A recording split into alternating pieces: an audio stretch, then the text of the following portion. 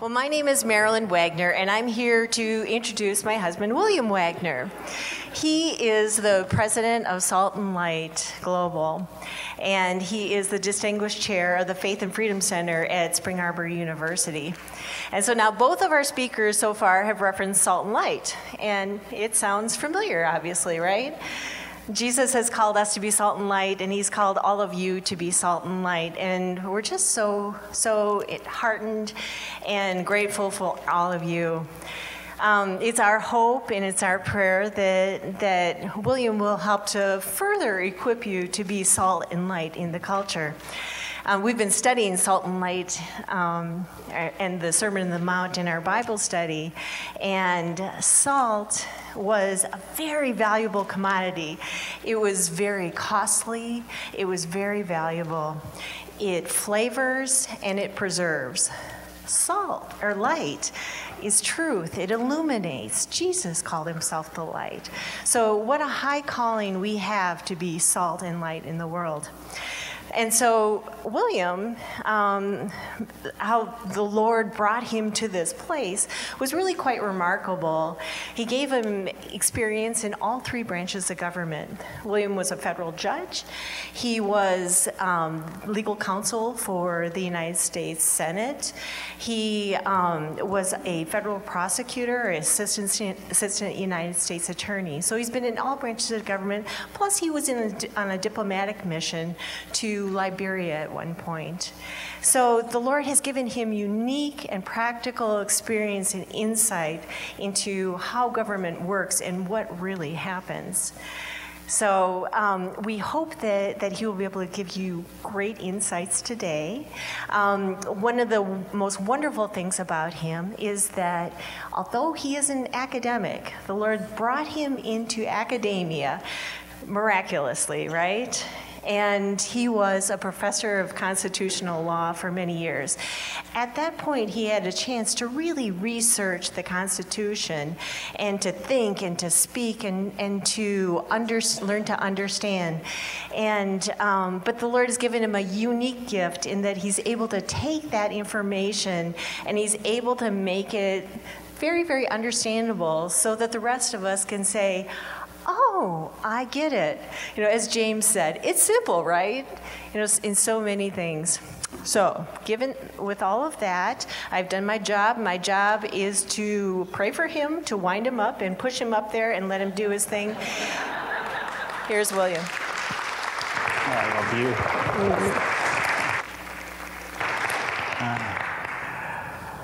Oh, wow. That's my wife. And I definitely married up, you can tell. And I don't know who scheduled the speakers, but, you know, next time put me before the first two that we just had. They were amazing, and what a great start to this session. We're going to get into some nuts and bolts, though, but I don't want us to leave here today just having good information. I want us to be able to hit the ground running. I want us to be able to understand why we are here as well. And so let me begin with a question. And a question that James kind of, set me up really nice for by putting the Rousseau quote up there. Are we born good or are we born bad? I used to ask that question to my law students. And about 18 years ago or so, when I would ask that question, most of the room would get the correct answer. And as the years came closer to where we are today, virtually everybody in my class gave the Rousseau answer. Oh, we're all born good. We may be born, some of them may say, well, maybe neither good or bad. We're born with a clean slate or something. And then how you are socialized or something, and the social constructs that you're put in front of will determine which way you go. Oh, my goodness. Inevitably, in those classrooms, even at the end, there would be one, generally a younger woman, in the corner who, in the face of everybody saying we're all born good, would kind of slowly put up her hand and say, I think, no, we're born bad. It's a snickers in the room. And then I would ask, well, why do you think that we are born bad? And inevitably she would say, because I'm a mother.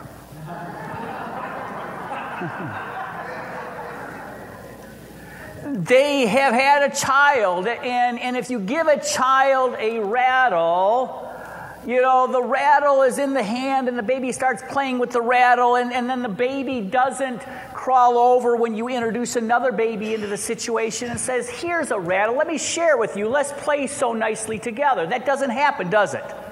In fact, if you introduce a baby into the situation, if the second baby wants to partake in the rattle playing, what does the first baby say? No, it's mine. Brothers and sisters in Christ, those babies grow up. And eventually some of them work in this building, some of them work in this building, some of them work in this branch of government. And I don't know if you can read all this. This is the Constitution of the state of Michigan. And some of them, work here. They grow up. And do you think they become good when they grow up? No. That's a biblical principle. All have sinned and fallen short. There's not a footnote in any of the translations of the Bible that I've ever read, unless you are a certain kind of Republican or a certain kind of Democrat or a certain kind of independent or a certain kind of this or that or the other thing. All have sinned and fallen short. And some of the greatest thinkers of good governance throughout the ages have understood that as well. Lord Acton said, power corrupts, and absolute power corrupts absolutely. Well, there's a reason then that you see this Christian worldview, or if you prefer a declaration, our founders' worldview, when they put our government together, they didn't put it together in the most efficient way. They put it together in a way that understood that all have sinned and fallen short, and because of that, power corrupts and absolute power corrupts absolutely. And how many people in here appreciate and love faith and freedom? That's why some of you, or most of you, are here in one way or another. However you got the call, you have felt called to be here to govern, and we're going to talk about separation of powers at the local level. But I want to put it into the whole. Look at the forest, and we're going to look at the forest, and then we're going to look at a portion of the forest, and then we're going to eventually look at the trees, and eventually later on this day we're going to even look at some very specific leaves on the trees. But because all have sinned and fallen short, and therefore because power corrupts and absolute power corrupts absolutely, what our founders did when they did the blueprint, when they wrote the Constitution, when they did the blueprint for our government, they appreciated the importance of that doctrine of faith, and they said, well, liberty, freedom is important. But before even they wrote the Bill of Rights, the way they came up with preserving freedom for the ages was to not put power in any one place. All right? So, they divided power in, first of all, at the federal level, between the federal level and the state level. All right? Now, you notice when I set this up that I haven't set it up this way. The federal government isn't a layer of government above the state government.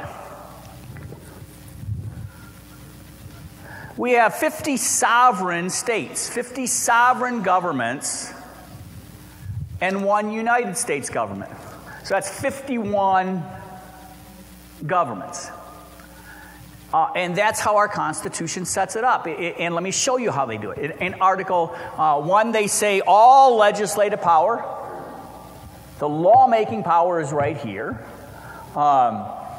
In Article 2, the executive power for running the government, the federal government, is here. And Article 3, deciding cases and controversies, the judicial branch is here. Now, did you notice what I said? Just check here. Deciding case and controversies, not making public policy, not changing the meaning of the Constitution, just deciding cases and controversies under the Constitution.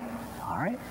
And then if you read down here in the end, it's not the fine print, but it's kind of small up here, so I'll tell you about it. It's the 9th and 10th Amendment that says any power that is not specifically given here. And when I said the legislative power, I'm talking there's only a few things here. You know, there's the power of the post. So that's why your post office or your mail gets delivered, is because Congress has the power to regulate the post. Regulation of commerce among the states. There's a few things listed in the Constitution that these branches of government have as power sources found in here, the Constitution. All right. And then when you get to the 9th and 10th Amendment, though, it says all the rest of the power, if it's not specifically listed in here, all the rest of the power is to be exercised by the states and the people. All right?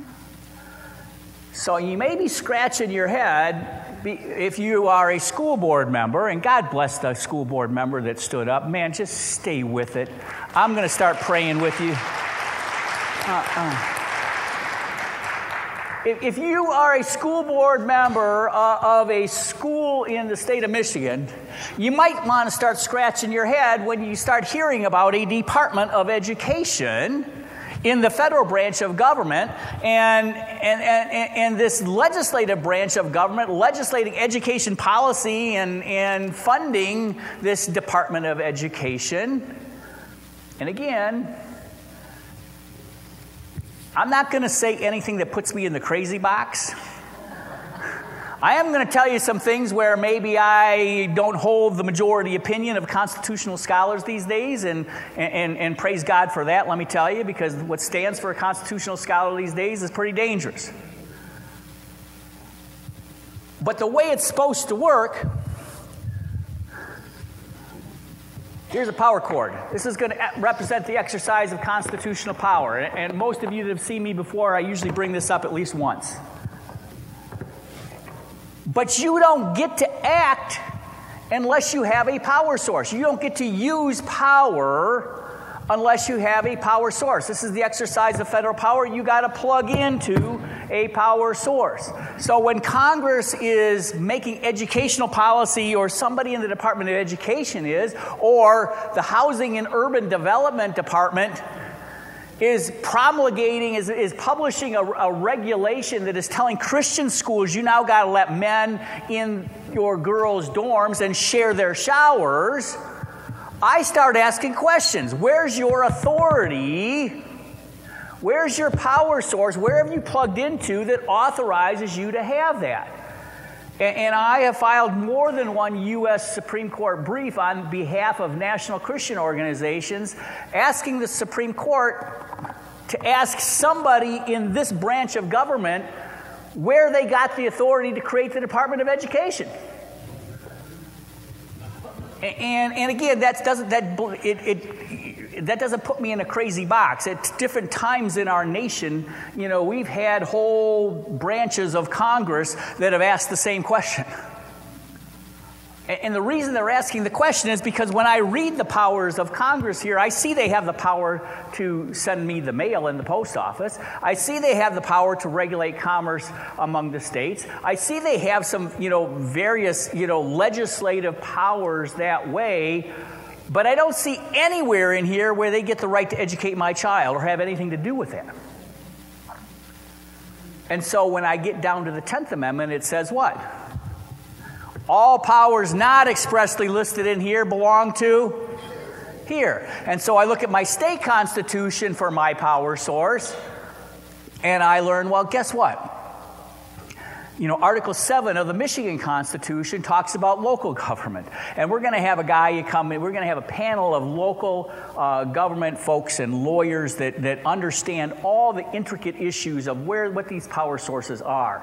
And my point is, though, when our founders started with that principle that power corrupts, and absolute power corrupts absolutely. So therefore, the first thing we're going to do to preserve freedom is we are going to divide power in such a way that we're going to have a federal government, we're going to have 50 state governments, and we're going to make sure that at the federal level, nobody gets to have all the power. You can't make policy without two other branches probably getting involved. And our founders specifically set it up that way so that it would be difficult to make policy. Why? Because if it's difficult to make policy, if one particular authority got to be the determiner of what the policy was going to be, well, that would be very efficient, wouldn't it? But how quick do you think you'd start losing your freedom? It would be, instead of whoever has the biggest gun, I've got the ink and the pen, and therefore, since I hold the power, I get to decide what your life is going to be like. Well, our founders said one of the biggest ways we're going to preserve freedom is we're going to divide power between the states and the federal government. And then at the federal government level, we're going to divide the powers between three different branches. And now if you go over to the state constitution and you look at the states, each state does it a little bit differently. And they're not all the same. Some states don't even have a legislature that has a House, and a Senate. Some, there's a couple states like Nebraska that has a single, House.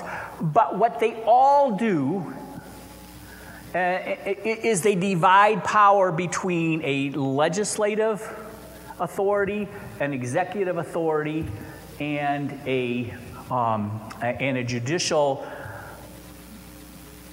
bench that is supposed to decide cases and controversies. Nowhere, and I could be wrong in one of the states perhaps, but nowhere, even though they set their judiciary up completely differently in every state, nowhere do they have, is the judiciary supposed to be the authority that makes the law. And this becomes important when we start then digging down into local government. Because what you're going to see later on today, we're going to have people that can tell you about county government and where their sources of power come from. If you go to Article 7, you're going to see, in the Michigan Constitution, for example, you're going to see how counties can be set up.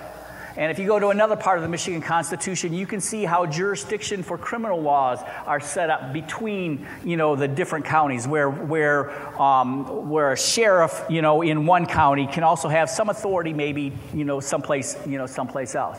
But it's all set up in the Constitution. This is the power source. We, the people, did this. We, the people, did this, and in these two constitutions, we, the people, are delegating the authority of governance to our representatives to carry out the law as the law is provided to them from us in the Constitution or through our representatives in the laws that they write. Are you with me so far? Are some of you starting to feel, well, then how come some of this other crap is happening in this country with a judge being able to do that? Or how come you've got these branches of government, well, what about all that alphabet soup of those 500 different agencies that are making rules? This is why we need you here today. Because it's up to you whether or not we're going to save this nation or we're going to save this state. Because our state has the same kind of alphabet soup type of regulatory groups. I'm the latest one, and the reason that I look a little bit tired is I was up to 11 o'clock, almost 11 o'clock last night, getting a brief in the United States Supreme Court. Why? Because somebody over in this branch of government, again, not looking at the Constitution and asking that first question, do I have authority to do this? Somebody in this branch of government entered an executive order that said a law that the people's representatives in this branch of government passed isn't like the way I want it to read, so I'm going to say that the word sex now means a whole bunch of other things, even though the people's representatives didn't pass it that way. And then another person in this branch of government, or really kind of maybe over here, let's just put it over here, because these alphabet agencies really are like, where are they? Some of them are in the federal, some of them are what are called independent, agencies. But I can tell you where they're not. Can I just stop for a second? Don't forget where I'm going to come right back here. You know where they're not? Thank you. Say that really loud. They're not in the Constitution. But what you have, though, is you have somebody in this branch of government. I'm driving the cameraman crazy, aren't I? You have somebody in this branch of government that took that executive order and says, well, I work for HUD, the Department of Housing and Urban Development.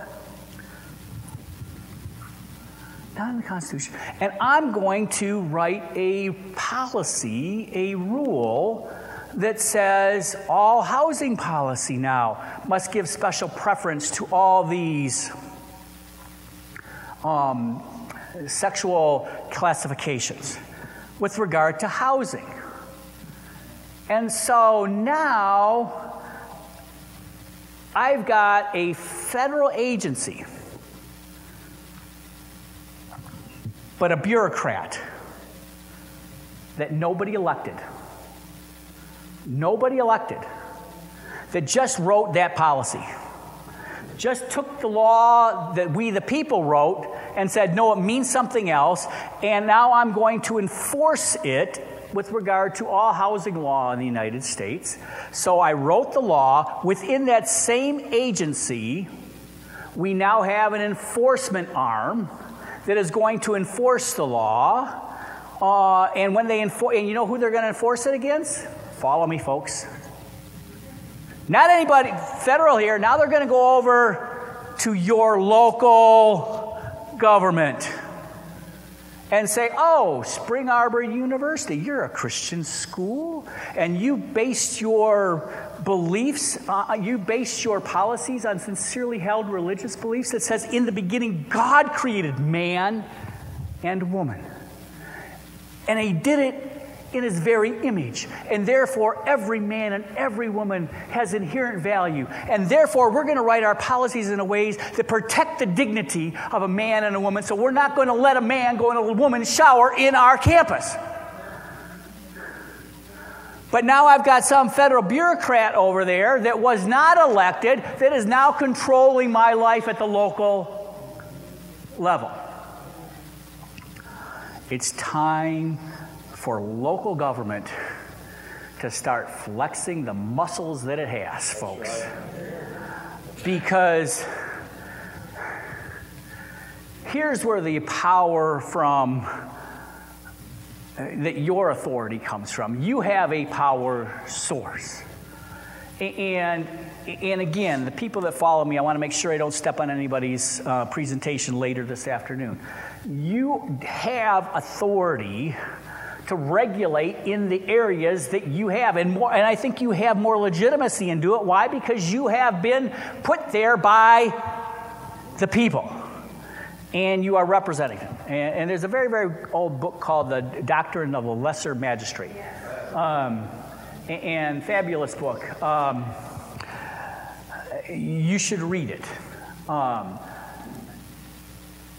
One of the points that was made earlier is that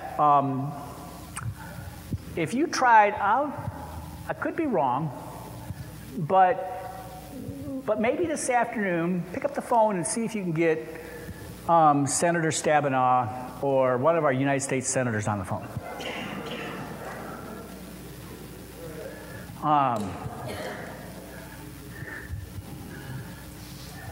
Next week, call up your local county commissioner. Call up your local school board member. Call up your township supervisor. I can attest that you can get them on the phone. Because we just moved to a house that had a whole bunch of signs on our yard. One of them was and it was like messing up, I mean, the whole ambient, you kind of want to come home and feel like you're home. I felt like I was, wait a minute, the county had they had to have a certain number of signs up, so they put them all on our yard. And one of them was, that the street was curving. The problem was they put it on the wrong side of the street, and there was and so so there's a curve that goes right into the water right here with no sign warning them, and we had a straight.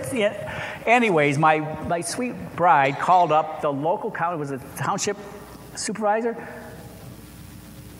A couple weeks later, the sign was gone.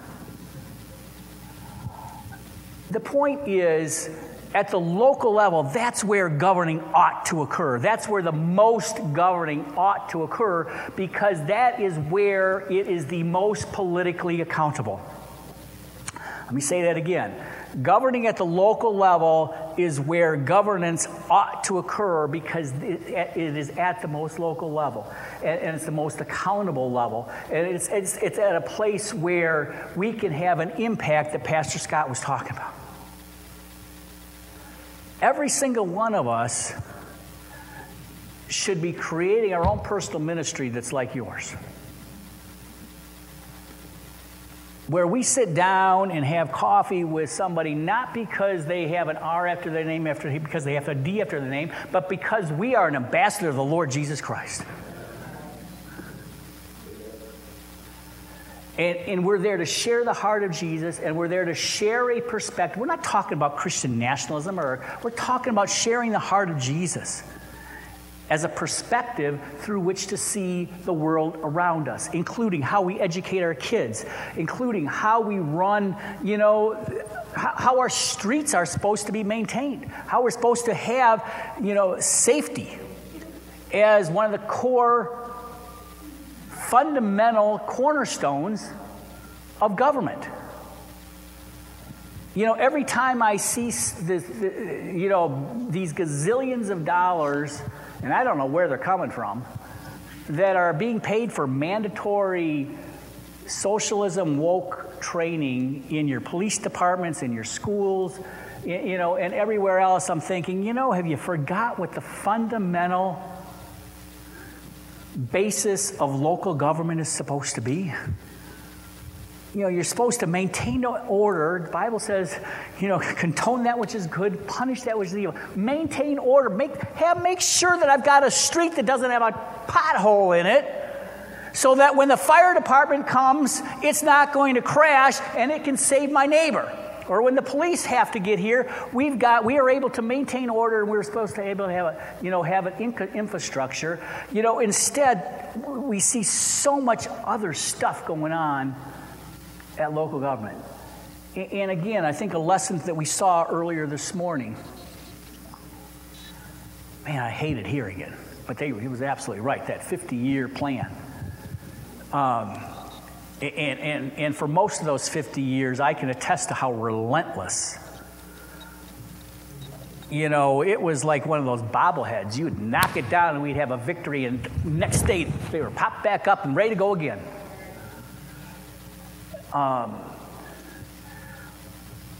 We're ambassadors for truth. We're ambassadors for Christ. Right now, the world and your local government needs the heart of Jesus more than it ever has before. We've got to be fiercely unafraid to speak the truth at the local level, because we, the people, have given you, the local government official, the power to do that. You are the voice. And so that is the place where the heart of Jesus has to be shown. we're not talking about, a religious government. We're talking about a perspective that this world desperately needs. I've been on the front lines for a very, very long time. And this last month, the other people that are up here will attest to it. It's just been a brutal one tsunami after another. But we keep showing up. We keep testifying. And I understand that if you're angry, but what does the Lord say we're supposed to do with that anger? We got to put that anger there. And I saw too many times these past few weeks where people on our side, people I love and people I agree with 100%, just being nasty and attacking the other side because of the horrible things they were doing. And I'm talking about personal. I'm not talking about, I think we should attack the policy and hit it hard. But when we're in an elevator and there's a lawyer from somebody like the ACLU on our, in that there with us, we don't go after them and start calling them names. And that happened. That happened. And I know how hard it is. It was cold because nobody showed up. CTV was there. My wife and I were there. Katie was there. And there was nobody else. And there was 250 people from the LGBT community explaining to the legislators why religious liberty didn't need to be included. And so I understand why some people were angry, because there were a couple other people that were there. But do the hard thing, especially if you are a local official, especially if you're a local pastor. I spent, a half hour maybe after talking to somebody that had a collar on, and I wonder where he bought it from. Apparently he says he has a church, but I tell you what, if there's an LGBTQ policy or an anti-religious freedom policy, to be testified on, he appears literally in every local place, and he was there today. And man, I tried to put that anger aside. I did, and I ended up having a very civil conversation with him. Did I move him? I don't know. Did I put a pebble in his shoe? I'm pretty sure I did. And maybe that's all we do. Maybe God's job is for us to put the pebble in the shoe, and then someday later somebody else, brings the person to real faith. I can tell you, though, that there's a desperate need for the love of Jesus out there. These people are building and being encouraged to do so with billions of dollars, build their whole identity around a worldview that is a lie, and then having it be put into the law so that the world is forced to accept that lie and thereby accept who they are. Well, first of all, who they are is not what they do, but that they have very effectively been able to combine those things so that if we attack what they do, it's now attacking who they are. But what happens in a world where you have got the law locally on your side now, and you've built your whole identity around a worldview that's not true? You eventually get to a very desperate and depressed place. And let me tell you, I don't know if you've got any evangelists out there, this world is coming to a place where there's going to be a lot of people very desperate for the good news of Jesus. So while we are learning about good governance and the rule of law, and while we are understanding that, hey, I'm going to ask the right questions, Do you have a power source to act here? Oh, you don't have a power source. So guess what? That means that the local government has the power. So now I go to the Michigan Constitution, or I go to my city charter, or I go to my county charter. I go and I see just exactly what my power is that has been delegated to me by the people, and now I'm going to use the heart of Jesus, the Word of God that He has given me as a perspective, not as legal public policy, but as the lens through which I see the world. An atheist can write a law that says, do not steal. I can tell you they're not going to arrive at the words, do not steal, from the part of the Bible that says, thou shalt not steal. But they can still come up with a book, a rule that says don't steal. Why? Because, well, as part of our social contract, we have to live along together, and the way we get along together is we don't take each other's property. But when we write a law at the local level that says do not steal, we're doing it, why? We're doing it through a different perspective. We're doing it through a perspective that, God says do not steal. Do not steal. Both those perspectives should be allowed, right? And that's what you have to stand for. And this is where I kind of want to finish. The other thing you need to understand about separation of powers from the federal level to the state level to the local level is after you've asked a question, state governor, where's your power source to write a law that says 2 people in a church is now a crime?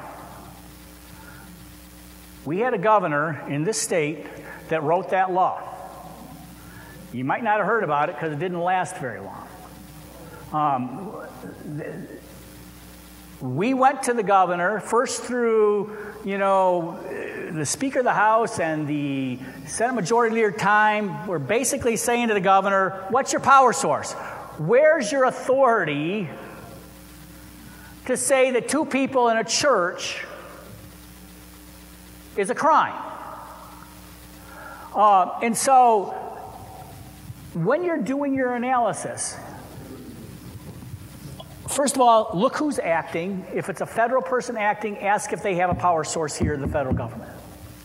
If they don't, then the 10th Amendment says it's over here. So it belongs to the state and the local government. So now you look at your local constitution. Go to Article 7 of the Michigan Constitution. See how local government's supposed to set up. If you've set up a county or a city, now I'm looking at my charter in my city. Always ask the question, if you are a government official who's acting, do I have authority to do so? If your opponent is doing something, always ask the question, what is your power source authorizing you to exercise power? Have you plugged into it? Everybody with me so far? Second thing you want to ask is, even if there is a power source, and Congress is acting appropriately, or the president's acting appropriately, or the governor's acting appropriately, and we'll go over here to a county charter, the county commissioner's acting appropriately, the next question you have to ask is, even if you have a power source, is your use of the power that you're doing, is what you're doing interfering with one of our fundamental inalienable rights? Is the power that you're exercising interfering with one of our inalienable rights? So let me go over here. I use this example. Forgive me if you've heard this example from me before, but Congress passed the Affordable Care Act a number of years ago. And they said, well, this is our commerce power, because practice of medicine is commerce. And I heard a laughter, an appropriate laughter in the audience, because anybody who's been to a doctor's office, if you look on their wall where they put their I'm really important type of doctor, they will have their license up there, issued by who? Healthcare is regulated by the states. Why? Because nothing in the Constitution talks about regulating health care. So the 10th Amendment, therefore, says it belongs over to the states. So the president at the time, though, said, well, it sounds like commerce, so let's call it commerce. But Supreme Court decided that case in controversy and struck it down and said the Affordable Care Act, unconstitutional. You don't have a power source under the Constitution. You didn't read that because it was on page 25 at the very bottom of in very fine print. And the reason you didn't read it is because the president had a good lawyer. It's called the Solicitor General of the United States. And any good lawyer always has a backup plan. The backup argument they made was, well, we also have another power source. It's the tax and spending power. Because this whole Affordable Care Act thing, we're putting it in the IRS, and we're going to let the IRS regulate it, and it really is a tax, but we don't want to tell everybody it's a tax because it's the largest tax ever imposed on the whole American people. So can't you please make it the commerce power? No, it is a tax because it quacked like a duck and it paddled like a duck. It was a tax. And so, well, I don't think it was, but enough justices on the court decided that it was a tax, and therefore Congress was acting with an appropriate power source. All right? So first question you always want to ask, whether it's a local government official, state official, or federal official, go to the Constitution or Charter, do you have a power source? Second question you ask is, even if you have a power source, are you using the power in such a way that's interfering with an unalienable constitutional right? And so let's use that Affordable Care Act example. We had cases where a Christian businessman paid his employees top dollar, gave him a Cadillac health care plan. Why? Because he was a Christian and he said, I'm supposed to take care of my employees. But when some bureaucrat in this branch of government again said, well, Affordable Care Act must mean that you have to pay for abortions too. And we're going to fine you, local business, $7 million and put you out of business if you don't provide abortions. Well, that's when I got involved, and we represented the businessman, and we took him to court and said, wait a minute. Don't even want to concede that you have a power source, but let's assume that you do. The exercise of this power is being done in such a way that it is substantially interfering with the free exercise of religious conscience of this Christian business owner. And of course they fought it. We won. They paid attorney fees, and they paid damages. But we had to fight that. And understand, do you think these battles are going to be any less intense, at the local level? We should put you on a panel and tell you and I don't even know what you've been through for the last 3 years, but I know what you've been through because I've met so many people like you. You need to pray for this woman and anybody that holds a position like her starting tonight, because the intensity of the opposition, especially in some local offices, is just unbelievable. Unbelievable. What people will say, the lies they will tell about you, the defamation, the slander, and you get up and you show the heart of Jesus, and the way you get thanked for it sometimes is that people that you've known your whole life won't talk to you ever again. Get up and do good anyways tomorrow. Don't think that didn't happen to Jesus. Don't think he didn't understand that. You get up as a local member of government and you stand for those constitutional liberties, because there's no place else left in the world. There's no place left in the world other than this nation that allows you to challenge a government action based on you don't have the power, and even if you do have the power, you can't interfere with fundamental liberty like the free exercise of religious conscience or expression. And here's where it gets really hard at the local level now from now on, is the other side figured that out. They always disregarded it. They never, ever would recognize it when they were abusing power. I mean, we ultimately opened the churches up, but I had to file a federal lawsuit And that didn't even stop the governor from opening the churches. You know what caused the governor to open the churches? We filed a federal lawsuit, and then we called a reporter. There are people that just do not care about the rule of law so much that they will advance the far left-wing agenda against the values that you hold so dearly and not care about what that law is. But they've also realized the power of having that law there. So that's why you get what we got in the Constitution. I'll finish up here.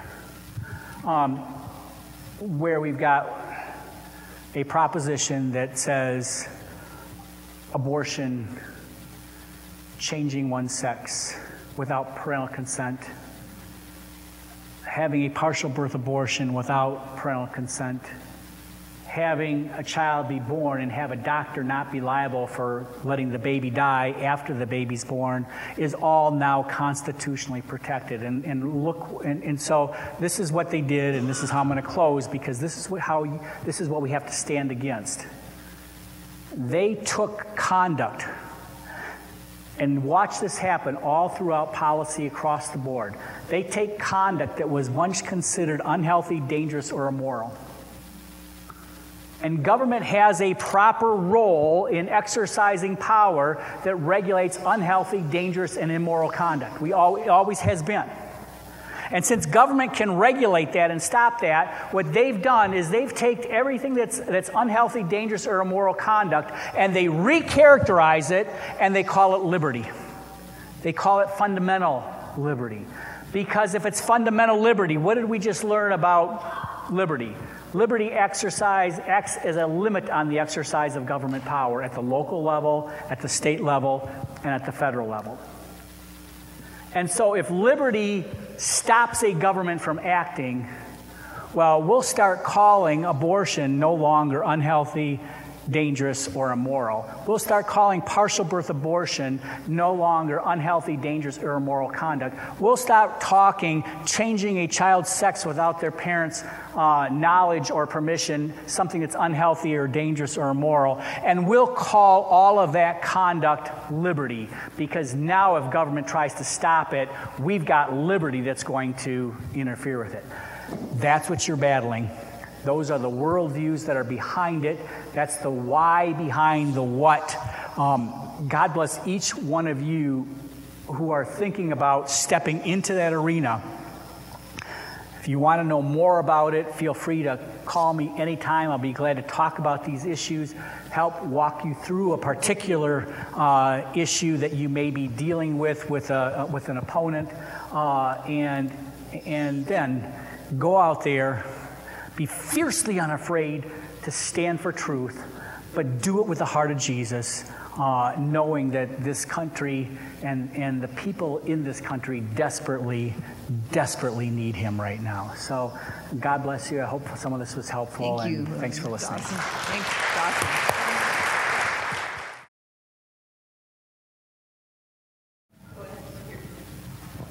I'm loud.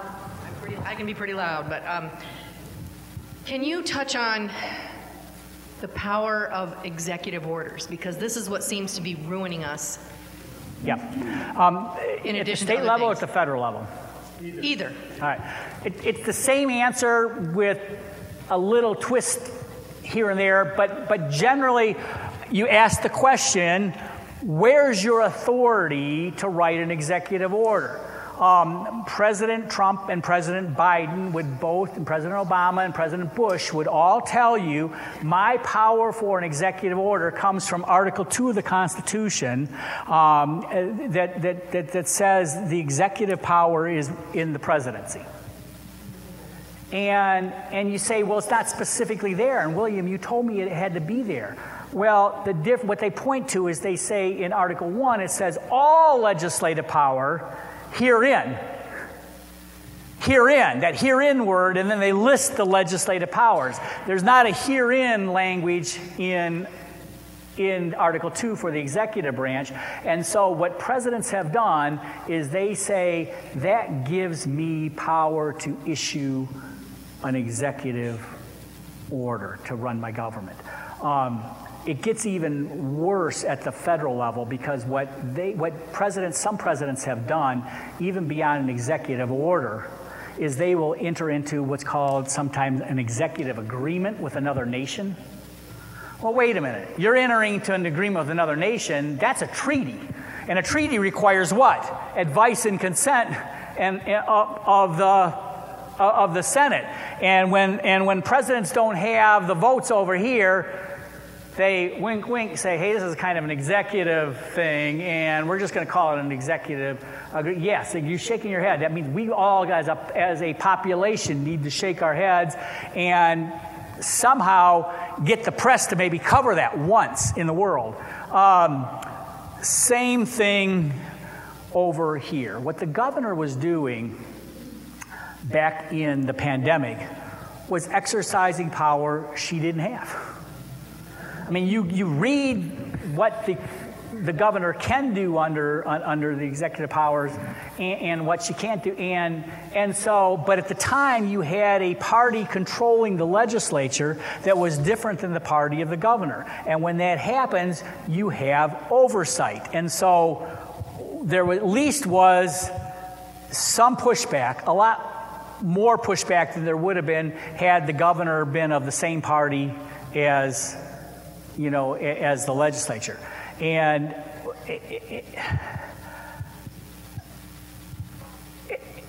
sometimes we can try to bring cases in court and argue that a particular government action is outside the scope of the power authorized. That's very expensive, $50,000, $85,000 sometimes for a trial, something like that. The best answer to that problem under our system is it's called an election. And we look like, well, how do we get the people to know what's even happening when we can't even get the press to follow it, or depending on what party we're in, we can't even dine together without throwing food at each other. So I don't have a good answer for you. The answer that our founders put in place, were two. Take it to the court where you're challenging something based on being outside, or two, in the political arena, deal with it in the next election, because we get the government we deserve because of this. That's right. All right. Thank you, William. I don't know if... Any others? Back. Here's one quick one, because then I want to get you to lunch. I don't want anyone... There's one back there. Oh, one there. Okay, sorry. So you opened up the door, and I'll go to meddling. I am on the Board of Canvassers for Eaton County. And when you talk about elections and the importance of that, and I watch Meridian Township and the marijuana law, and how they only had 12-vote difference in putting marijuana into Meridian Township, we had a recall. And I sat through that recall. And out of that recall, we had 6 votes change to not allow it. So there was only 6 votes. However, with that, 9 of the precincts could not be recounted, because somebody on 5 of them had changed the lock, the number, right, and it did not match, nor did they follow proper procedure on the other 4. Yeah. Therefore, what bothers me is they wouldn't allow us to force them to count and see why those 5 were not allowed. Because were there things where these local officials could have done that because they knew it could change the election? Yeah. Well, and people, we need to stand up, and how does that fall into place? Well, it falls in place in this way, and this may be a good place to finish. It is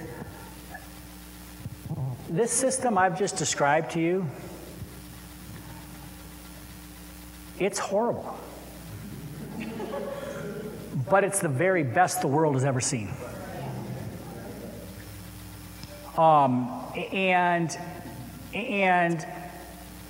First of all, understanding, how much power actually is over here and how much power is actually at the local level, and then seizing that and exercising that power. That's the first step.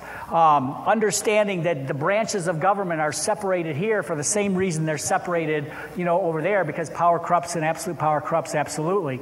Again, it doesn't matter whether it's a D or an R. If you've got all three branches, these two branches especially, controlled by the same party, there's never going to be oversight of a president if the parties are controlled by the same. Did you notice that all of a sudden there's being oversight of the White House now that one branch of government has changed power? And again, it's not a D or an R thing, because the R's don't do any oversight over the R's that they ought to be, I would say. And the D's don't do any oversight over the D's. But that doesn't mean that we give up and go home. The other side has proved that you can change and take a false, lying worldview that leads to death and destruction and still control and still have it become the predominant worldview of a nation. We have truth on our side. We have the love of Jesus on our side. We just need to act like it sometimes. I'm going to leave you with this, and I wasn't going to say it because I'm trying to be positive in my life these days. But I've been doing this a really long time, and my sweet wife and I, we've run this ministry for 10 years we've not held one fundraiser. And it's been because of the generosity of people that saw what we were doing that keep us being able to file briefs in the Supreme Court. But let me tell you what I've noticed over the past 15 years. When there was an intense danger of religious liberty being threatened, people were really happy we were here. Didn't see much giving. Intense danger of the sanctity of human life being threatened, a little bit, but not too much. When somebody was going after my business, though, money shouldn't drive our decisions. For whatever reason, it seems to do that more than it should. And I guess what I'm going to encourage each of us here is, what are you willing to do for your faith? Those that came before us stood up and said, I'm a Christian, knowing full well that there was a good chance that they were going to be slowly tortured, drawn, and quartered.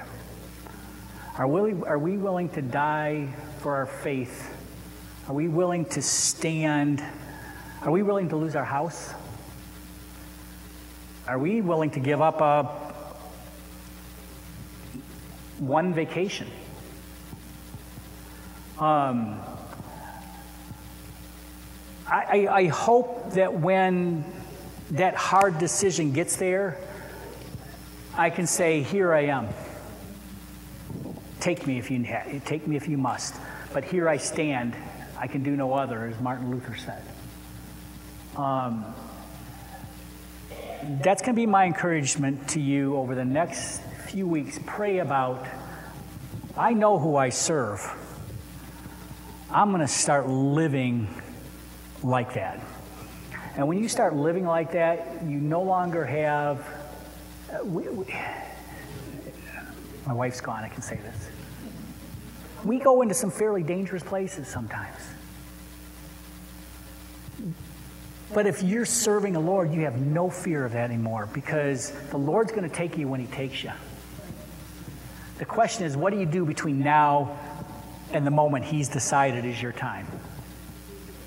So fiercely stand for truth, show His heart out there, and don't ever give up on this nation, because as bad as this system is, there's not even anything that comes a close second. God bless all of you.